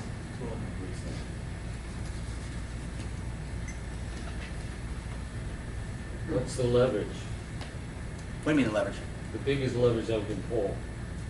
The leverage. The leverage is here. The leverage. The leverage in this whole triangle is learn, do, teach. The leverage here in the 9 levels is actually 5. 5 is the fulcrum, because there's 4 levels below and there's 4 levels above. So it's the fulcrum of this kind of seesaw, right? And it's also the case because we lose money prior to this and we start to make money after. If we can get to level 5, we're doing pretty good. Which level? But we really want people to get to 6, because 6 is where they get the finance part. Let's say someone's starting at a 1 and they're working their way up. Maybe now they're at like a 5, and they have decided that after gaining so much experience, maybe they were going down a path that was more around operations, and then around level 5 they say, actually, I'd love to learn more about finance or some other piece that maybe they haven't gotten as much exposure to. how do you help them maneuver that career path without going down a level? You're not going down a level, you're always adding. You're always adding skills, and you can change at any time. And you can learn multiple things at the same time. Like Ty's a level 1. So he's doing level 1 stuff with ads, and him and Matt and Blake are owning this operations center, which is printing the dollar bills and the guides and making sure we have all these kinds of things going. But guess what? He's building courses and quizzes and other things, which is up level a couple levels, but there's nothing wrong with learning skills that are outside of your current level range. That's all right. That's just extra bonuses. So maybe, you're level 2, you $15 an hour, but you've got a couple skills that are normally up here, so then now you're making $17 an hour. That's okay. And maybe you're over here level 4 or 5, and you want to learn some of these things over here, and then you go from 25 to whatever, because you continue to accumulate skills no matter what your level is. You always have to. It's not just that you level up, because to level up means you've got a package of skills, but then there are additional skills, like you learn Photoshop, you could learn SQL, you could learn how to Infusionsoft, like you could learn, right? And why not? Why would you stop anybody from wanting to learn? If they want to learn another skill, encourage that. In fact, reward them for that. Pay them more for that. You should systematize that, right? Andrew's a video editor. He came in as a video editor, and now he's learning these other things because originally he thought, oh, I'm just going to do video editing. No, dude, you're going to stagnate like an old person. An old white person. Because in the leveling system, you want to get as high as possible. Oh, he does.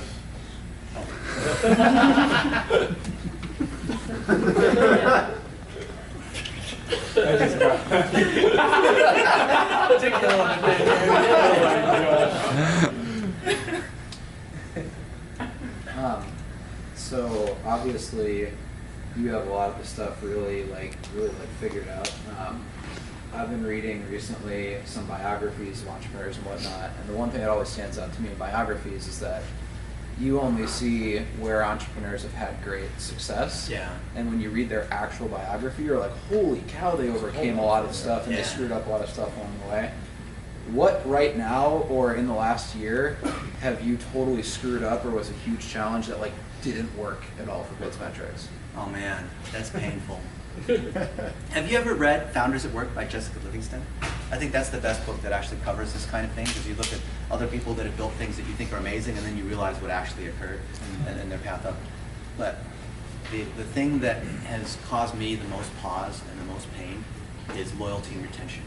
And I'm the kind of person where I'm optimistic, because I believe in people's potential. I believe in what's I feel like I see more in other people than they see in themselves. And that often causes people to doubt themselves.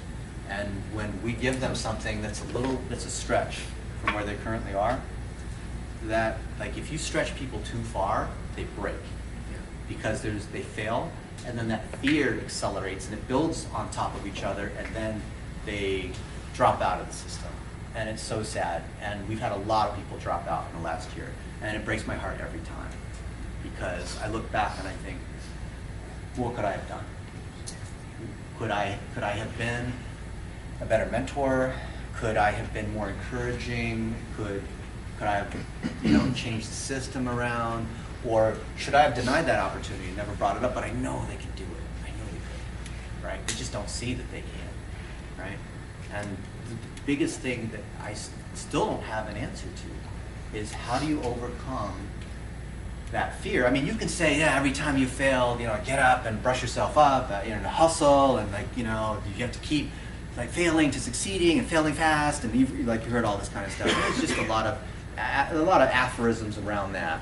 But the reality is, when people fail, it hurts every time. And when they fail enough times, they get bummed out and they quit. And we had one guy quit on us 2 weeks ago, right? His name was Ben. He was fantastic. He was working on Ashley Furniture, and he didn't get on a flight that he was supposed to go to because he didn't prepare for that meeting. He knew he was supposed to prepare. Paul saved that meeting. That's what the largest furniture company in the United States, he saved it. He stayed up all night and did the work, prepared the documents that we needed.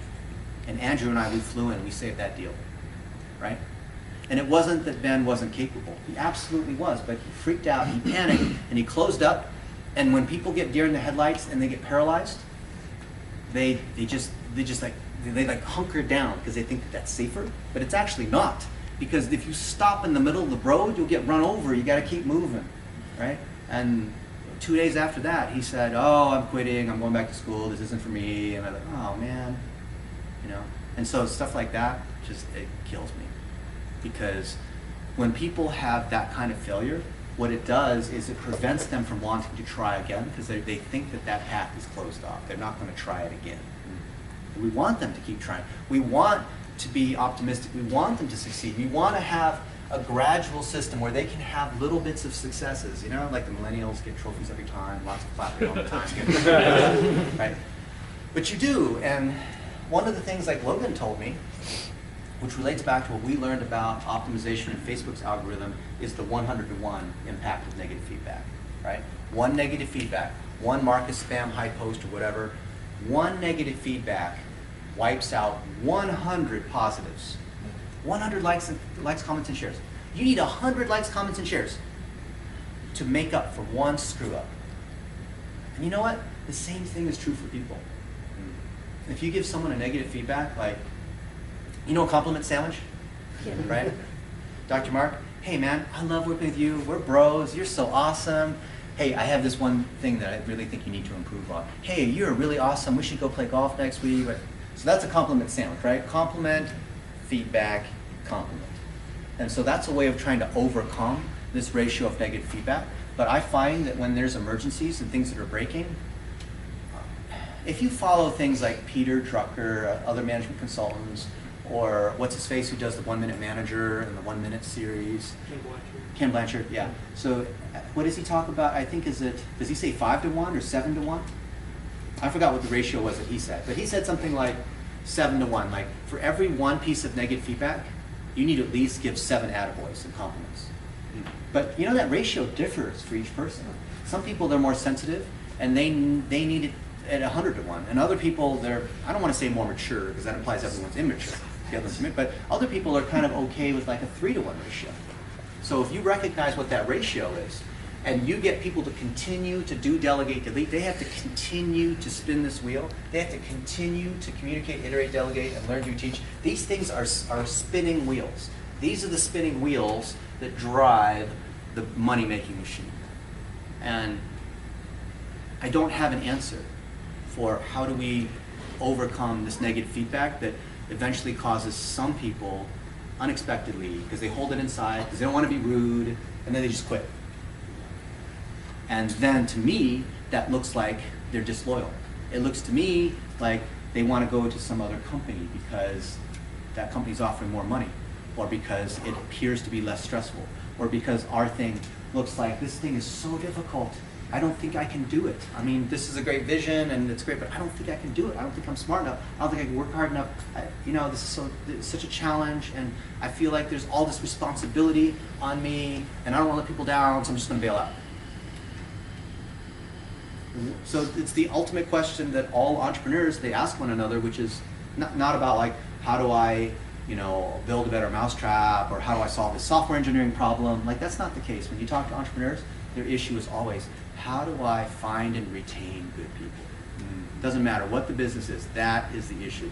That's why this is so key. Because if you don't give a shit about your people, they're going to leave you for someone else who does. Why do people leave? They don't actually leave because some other place is offering them more money. They do it because they weren't being cared for. They didn't feel respect. They didn't feel part of the family. It just didn't feel right? And that's what the whole like HR and culture and shared values. But really, I think this is the true competitive advantage in any particular company. And if you know that there's a system to be able to generate cash, because you follow the remarketing principles and adding content and funnels and Infusionsoft and like, okay, yes, the first 2 days we talked about all this kind of stuff, and that's what people are coming here for. But what they really need, because it's people that are operating these things, you're only as good as the people that you have. So how do you create a system to develop and scale and keep and grow these people?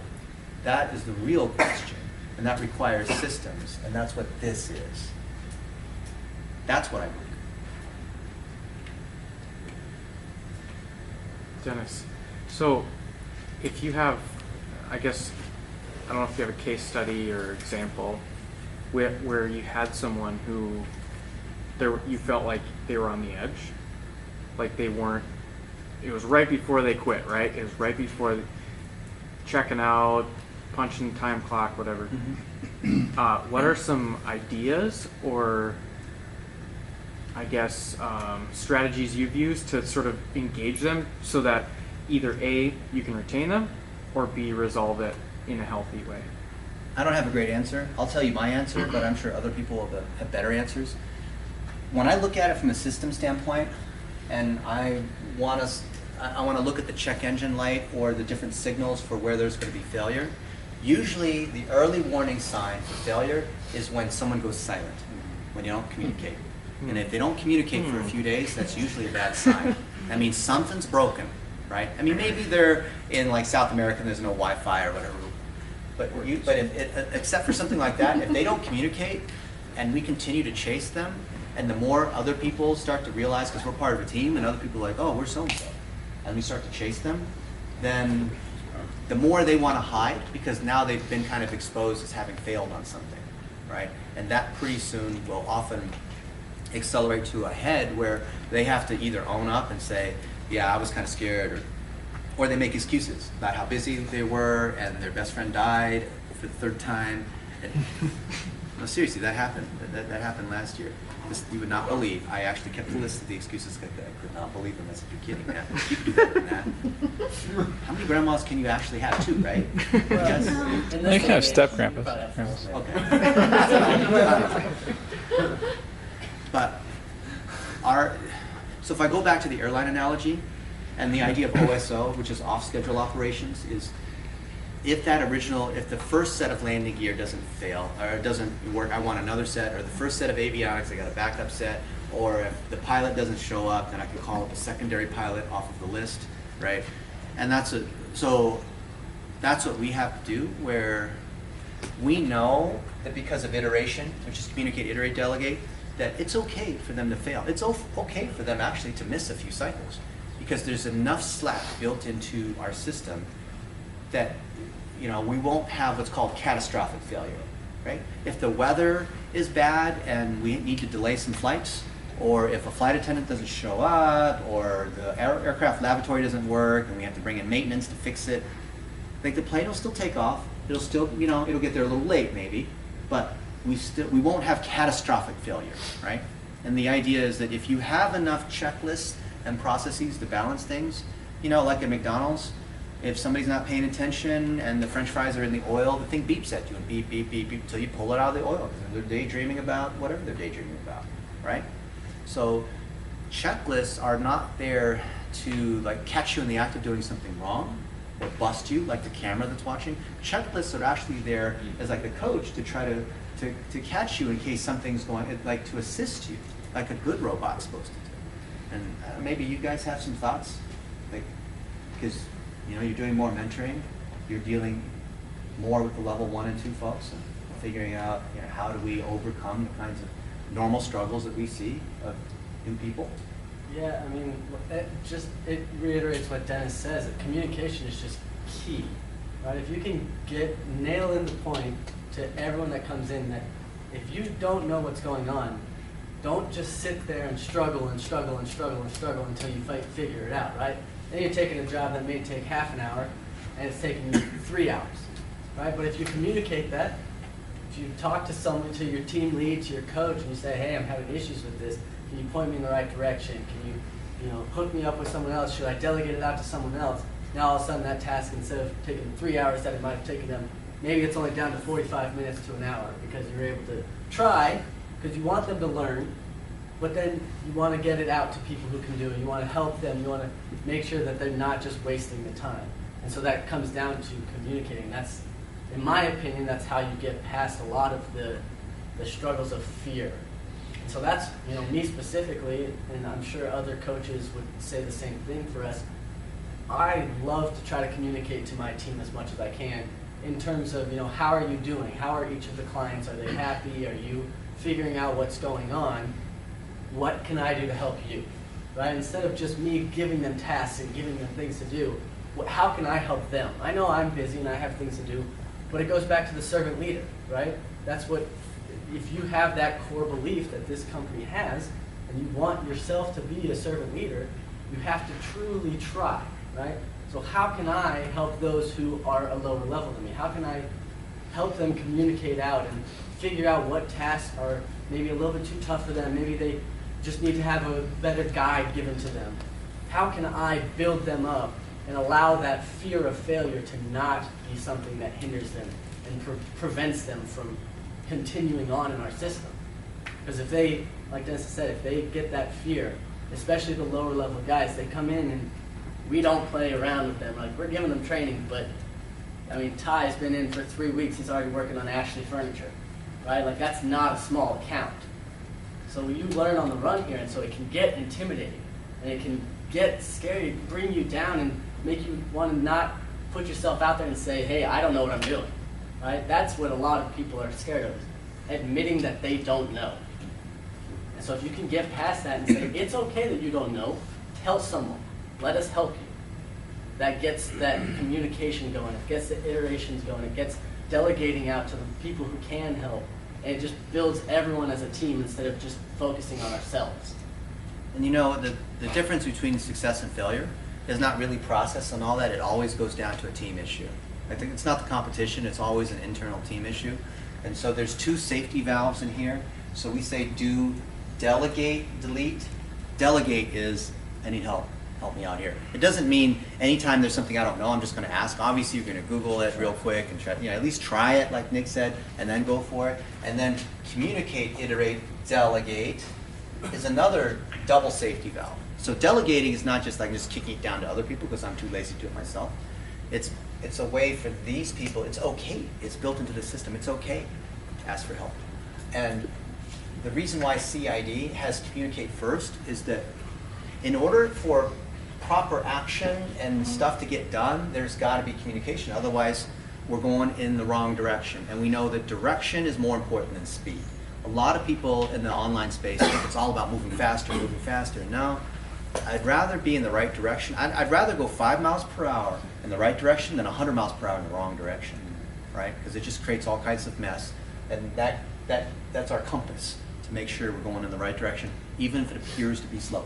We've had a couple people drop out of the program last month because they said, you guys move really slow. I can build a course in 3 hours, and I don't know why it's taking you guys weeks to build courses. Well, there's maybe stuff we're doing that you don't realize we're doing, because I'll tell you, I'm no slouch. We're all working hard. So there's some stuff that you don't realize what's going on. So to be able to take the right action, you need communication.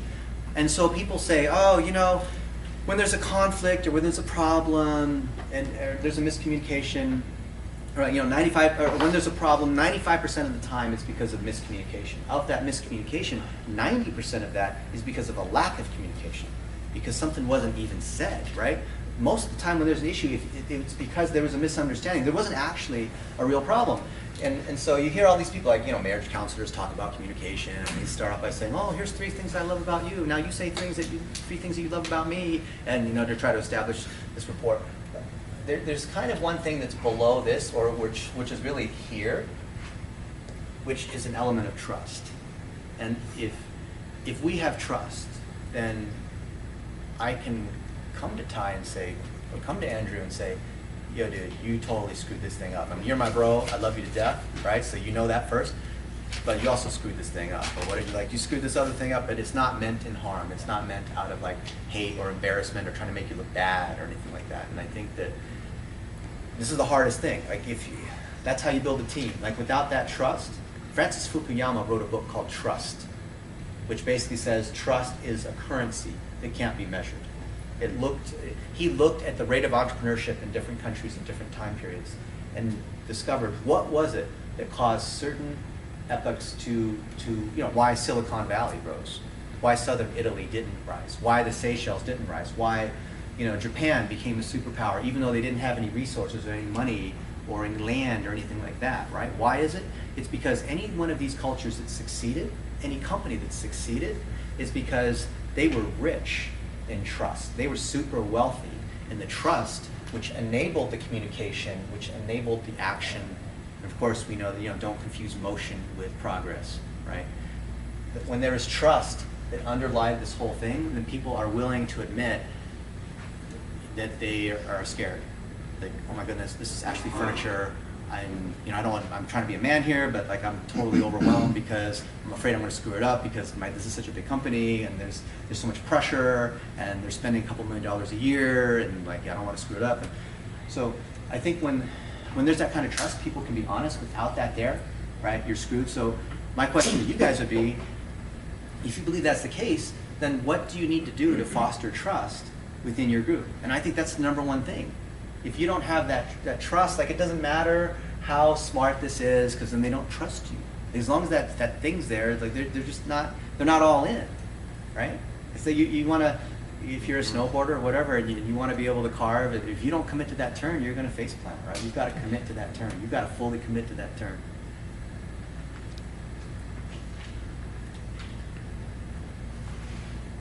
Well, it's 3 something, so we're out of time. It's 3:30. Yeah. Give it up for Dennis.